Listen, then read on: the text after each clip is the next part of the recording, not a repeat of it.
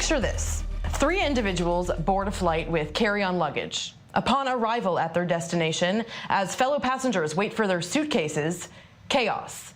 Grenades and machine guns are pulled out of their carry-on bags and 26 people are killed. Could be the work of the Islamic State, only it wasn't. This attack took place long before the wave of airport attacks we've seen in recent years. It was in 1972 and it was carried out by Japanese terrorists, hired and trained by the Popular Front for the Liberation of Palestine. The target? Israel's only international airport, and it's just a short drive away from our studios in Tel Aviv.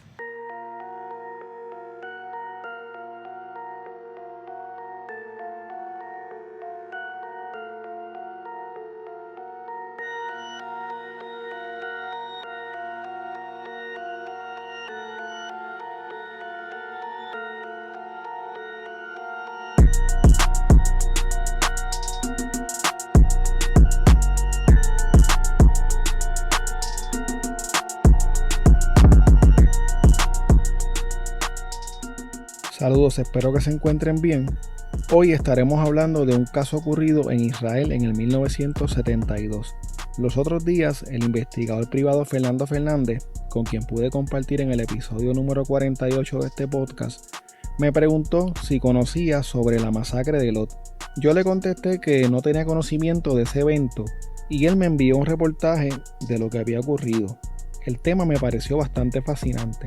26 personas fallecieron en esa masacre. Aunque este evento ocurrió en Israel, 16 de esas 26 personas que murieron eran puertorriqueños que pertenecían a un grupo de viajeros cristianos. Esa es la razón principal por la que en el episodio de hoy hablamos de la masacre de Lot.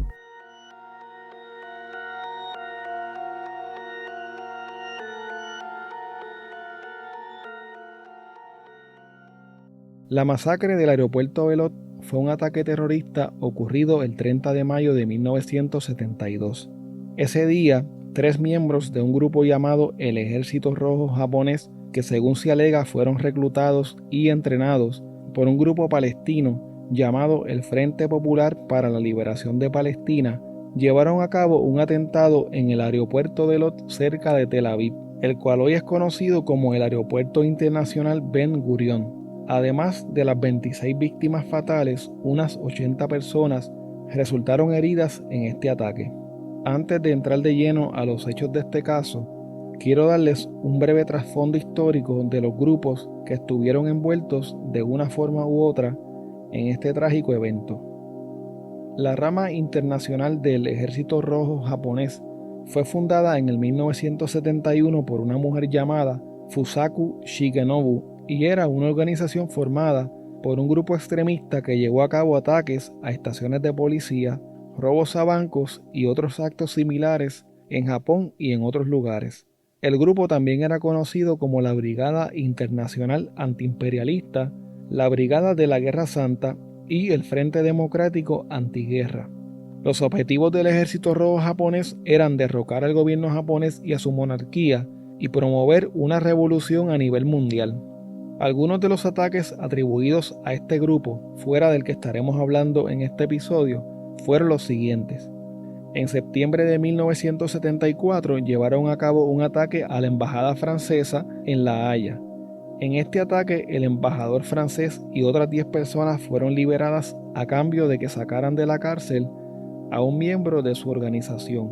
En agosto de 1975, tomaron más de 50 rehenes en la embajada estadounidense de Kuala Lumpur. En septiembre de 1977 secuestraron un avión de Japan Airlines y lo obligaron a aterrizar en la ciudad de Dhaka en Bangladesh. El gobierno japonés negoció con los secuestradores, liberando a 6 miembros del Ejército Rojo y pagando un rescate de $6 millones. Por último, en abril de 1988, un coche bomba estalló cerca de un local de la USO, que es una organización militar sin fines de lucro que da servicios a miembros del ejército de los Estados Unidos, en la ciudad de Nápoles, en Italia, matando a 5 personas. Por otro lado, el Frente Popular para la Liberación de Palestina es un partido socialista revolucionario que surgió del Movimiento Nacional Árabe y que fue fundado en el 1967 por George Habash, Nayef Awadmeh y Ahmad Jibril. El Frente era una organización que daba apoyo a grupos nacionalistas principalmente de ideología marxista-leninista y a grupos árabes. Se dice que el Frente Popular para la Liberación Palestina ha llevado a cabo ataques contra objetivos israelíes y por esta razón está catalogado como una organización terrorista extranjera por la Unión Europea, por los Estados Unidos y por Canadá. Según la página de seguridad pública del gobierno de Canadá, el Frente Popular para la Liberación Palestina tiene como objetivo principal la destrucción del Estado de Israel y el establecimiento de un gobierno comunista en Palestina. Durante la década de los 70, el grupo participó en algunos de los ataques terroristas más audaces de la época. Uno de estos ataques fue el secuestro de 3 aviones civiles en un día y el asalto a la sede de Viena de la Organización de Países Exportadores de Petróleo. En el 2000, el Frente Popular para la Liberación Palestina recurrió más al uso de ataques con terroristas suicidas, a las tácticas de guerrilla, a los ataques con coches bomba y a los ataques con morteros. Se cree también que el Frente Popular para la Liberación Palestina fue responsable del primer asesinato de un ministro del gabinete en la historia de Israel, cuando asesinaron al ministro de Turismo Rehavam Zeevi en el 2001. En el 2014, el Frente Popular para la Liberación Palestina se atribuyó un ataque con armas de fuego y cuchillos ocurrido en una sinagoga judía ortodoxa en Jerusalén, en donde murieron 6 personas. Se dice que en la actualidad el Frente Popular para la Liberación Palestina celebra su conferencia general en secreto. Allí se nombra un grupo de personas para ser miembros de su directiva. Se desconoce la identidad de la mayoría de los miembros de este grupo. Según la información que pude encontrar principalmente en la página del Comité de Apoyo a las Víctimas de la Masacre de Lot en Puerto Rico, el grupo de puertorriqueños que fueron víctimas en este atentado iban en un viaje organizado por el reverendo Augusto César Vega y por el señor José Abner Muñoz Vega. El viaje sería un recorrido por la llamada Tierra Santa en Israel, en el cual visitarían lugares simbólicos para la religión cristiana. El itinerario incluía una extensión de varios días para Suiza e Italia. Lamentablemente, los viajeros puertorriqueños no pudieron cumplir con su tan ansiado sueño. Quiero que escuchen las expresiones de la hija de una de las víctimas del atentado, obtenidas de un video colgado en la página del Comité Colot, que es una organización sin fines de lucro que se dedica a promover los hechos históricos de la masacre de Lot. En el video, ella describe lo que le contó su padre de lo ocurrido el 30 de mayo de 1972 en el aeropuerto Belot. Soy hija de reverendo José Vega Franqui, uno de los sobrevivientes de la masacre de Lot, e hija de uno de los 16 puertorriqueños que murieron ese día, el 30 de mayo de 1972. Mi mamá, que es de la que estoy hablando y que murió ese día, su nombre era Basila Morales. Mi papá y mi mamá celebraban su aniversario, su 5º aniversario, y habían decidido viajar para Israel a realizar un peregrinar por la Tierra Santa con motivo de celebrar. Iban con un grupo de hermanos de la iglesia para visitar los lugares que había pisado Jesús. En ese momento, cuando van de camino, en una de las escalas del viaje en Roma, se montaron 3 japoneses. Lo menos que ellos iban a pensar eran las intenciones que llevaban, no se iban a imaginar. Cuando llegan a la aduana, los 3 japoneses en un momento dado comienzan a disparar. Me cuenta mi papá que que ellos de momento escucharon una explosión, cuando se viran, uno de los 3 japoneses que queda, inclusive está vivo, Koso Kamoto, los miró.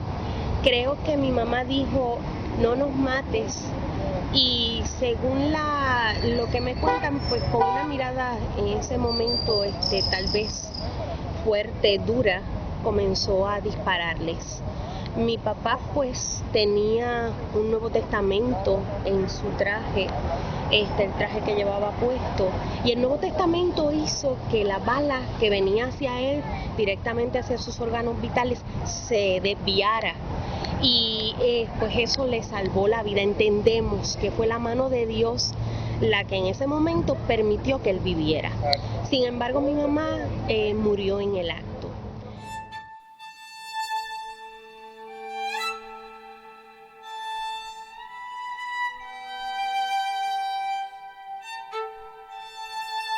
El 30 de mayo de 1972, 3 miembros del Ejército Rojo japonés llevaron a cabo un ataque al aeropuerto Belot cerca de Tel Aviv, en Israel.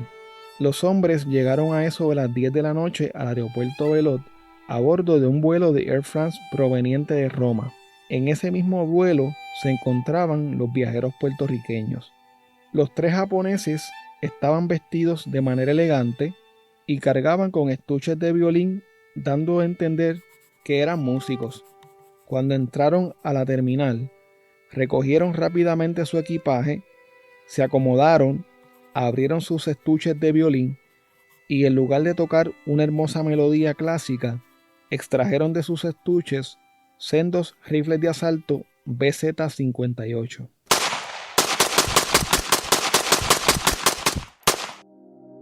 De inmediato comenzaron a disparar indiscriminadamente contra el personal del aeropuerto y contra los pasajeros que se encontraban en la terminal.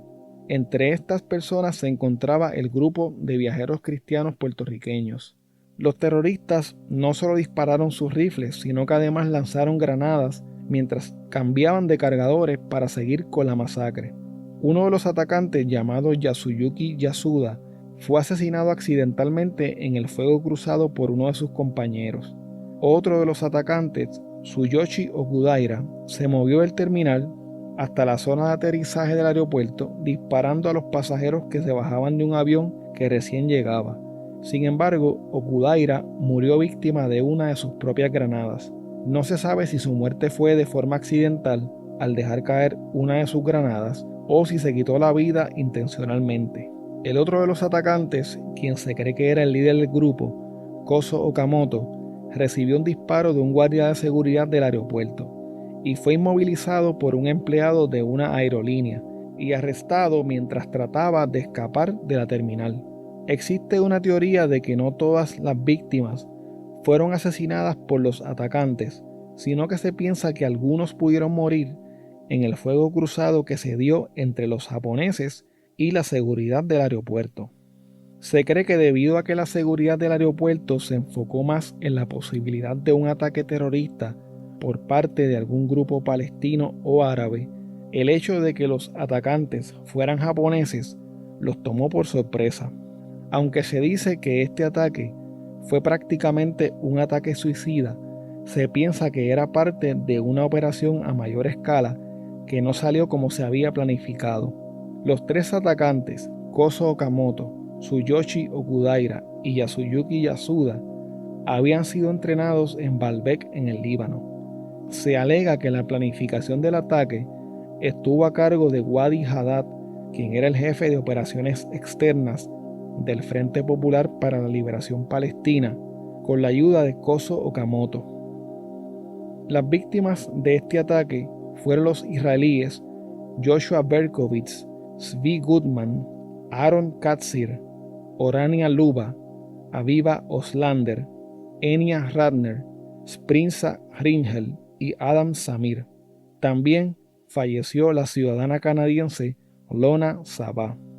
Las víctimas puertorriqueñas fueron el reverendo Ángel Berganzo, Carmelo Calderón Molina, Carmela Cintrón, Carmen Crespo, Virgen Flores, Esther González, Blanca González de Pérez, Carmen Guzmán, Eugenia López, Enrique Martínez Rivera, Basti Sila Morales de Vega, José M. Otero Adorno, Antonio Pacheco, Juan Padilla, Antonio Rodríguez Morales, Consorcia Rodríguez y José A. Rodríguez.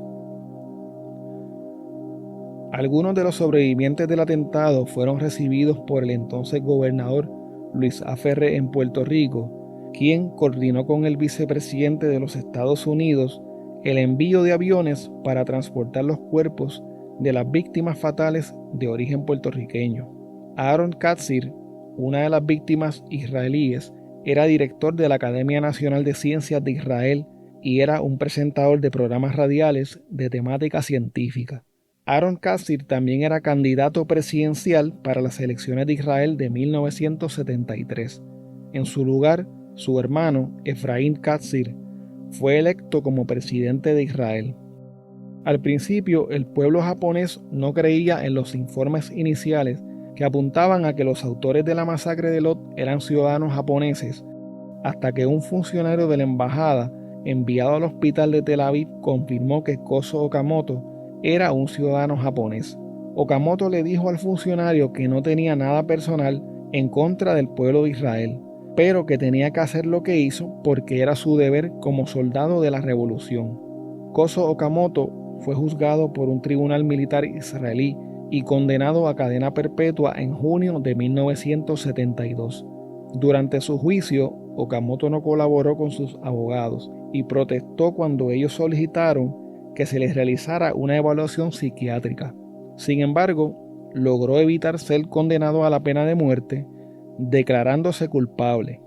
Okamoto solamente cumplió 13 años de su sentencia en prisión. Fue liberado en el 1985 junto a otros 1,000 prisioneros políticos en un intercambio por soldados israelíes que habían sido capturados. Luego de su liberación, se estableció en el Valle de la Beká en el Líbano. En el 1997 fue arrestado por falsificación de pasaportes y algunas violaciones a los reglamentos de visas y condenado a 3 años de prisión. En el 2000, el gobierno del Líbano le otorgó asilo político porque, según el gobierno, Okamoto había participado en operaciones de resistencia contra Israel y había sido torturado en cárceles israelíes.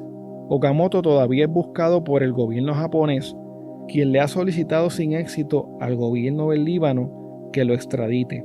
Según un reporte del Japan Times, se cree que Okamoto se encuentra en un campo de refugiados en Beirut. El principal organizador del ataque al aeropuerto Belot, Wadi Haddad, murió de leucemia en el 1978, aunque se especula, según el libro Striking Back publicado por Aaron J. Klein en el 2006, que fue eliminado por el Mossad, que es la agencia de inteligencia de Israel, la cual realiza operaciones similares a las de la CIA de los Estados Unidos. Fusaku Shigenobu, la fundadora del Ejército Rojo japonés, fue arrestada en Osaka, Japón, en noviembre del 2000, luego de ingresar ilegalmente con un pasaporte falso y de registrarse en un hotel disfrazada de hombre. Fusako había sido bautizada como la emperatriz del terror y se dice que su objetivo era lograr una revolución socialista global. Fusako era sospechosa además de estar detrás de una serie de secuestros y de toma de rehenes durante la Guerra Fría. En junio del 2009, Fusako fue entrevistada por un periódico japonés en donde dijo lo siguiente: éramos solo estudiantes universitarios. Pensamos que lo sabíamos todo. Pensamos que íbamos a cambiar el mundo. No nos dimos cuenta de que, de hecho, solo estábamos causando problemas a todos. Solo recurrimos a la lucha armada porque el movimiento se había estancado. Aunque movimientos estudiantiles similares estaban teniendo lugar en todo el mundo, no todos recurrieron a la lucha armada. Algunas personas regresaron a sus ciudades y otras continuaron el movimiento a nivel local. Si hubiéramos regresado a nuestras ciudades y continuado el movimiento desde allí, podríamos haber obtenido resultados diferentes. El 30 de mayo del 2014, el Comité Kolot participó en una actividad realizada en el Monumento a las Víctimas del Holocausto que queda en el lado sur del Capitolio en San Juan.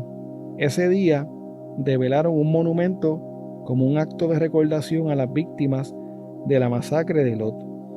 El 28 de mayo del 2019, la senadora del Partido Nuevo Progresista, Margarita Nolasco, presentó una resolución para expresar el reconocimiento póstumo del Senado de Puerto Rico a la memoria de las víctimas fatales de la masacre de Lot y la solidaridad con sus familiares y con los sobrevivientes del ataque del 30 de mayo de 1972. En virtud de la Ley número 144/2006, el día 30 de mayo fue declarado Día de Recordación de la Masacre de Lot.